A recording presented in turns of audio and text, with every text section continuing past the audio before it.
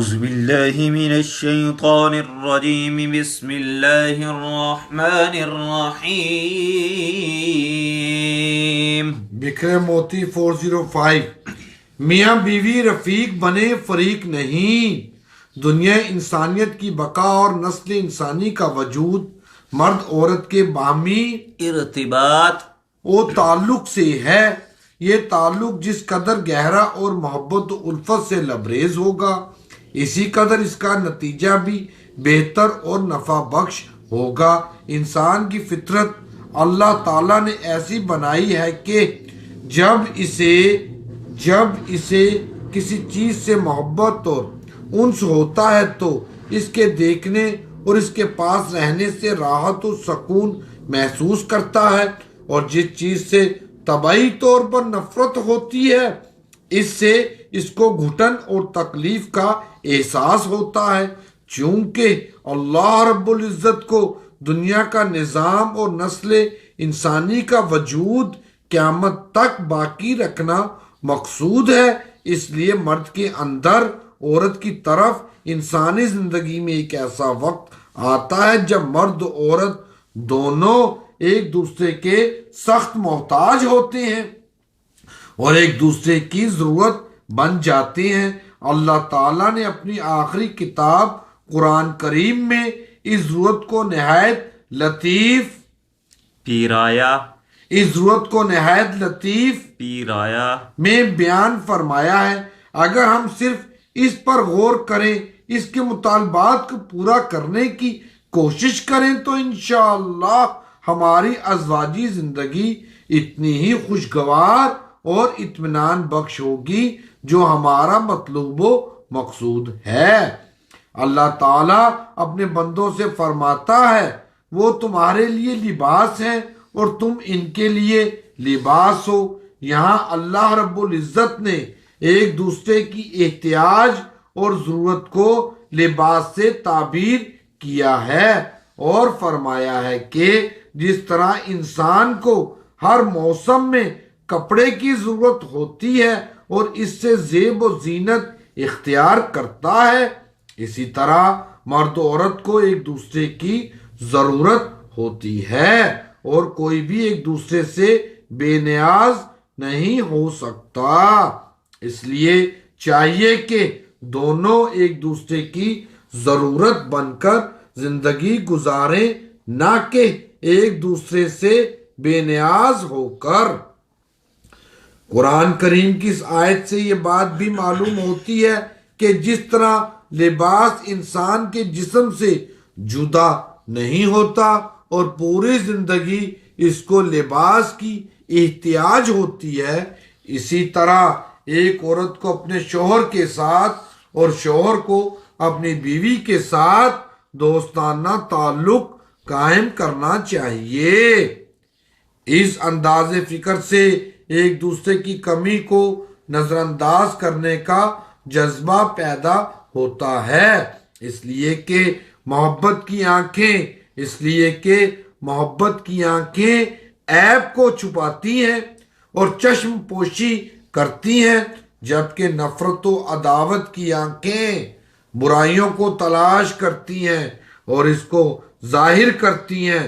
لہذا فطری طور پر اللہ تعالیٰ نے زوجین کے دل میں ایک دوسرے سے محبت اور جذبہ رحمت پیدا فرما دیا تاکہ ان کی زندگی خوشگوار ہو.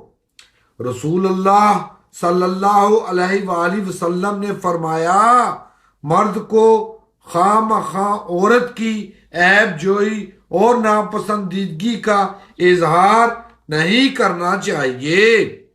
اگر اس کی کوئی عادت بری ہے جو اسے ناپسند ہے تو دوسری عادت اور خصلت اچھی بھی ہوگی جو اسے خوش کر دے گی. مسلم شریف.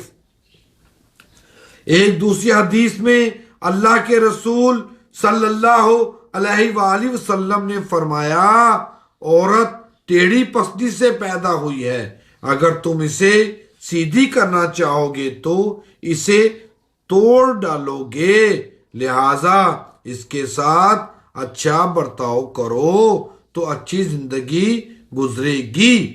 ابن حبان۔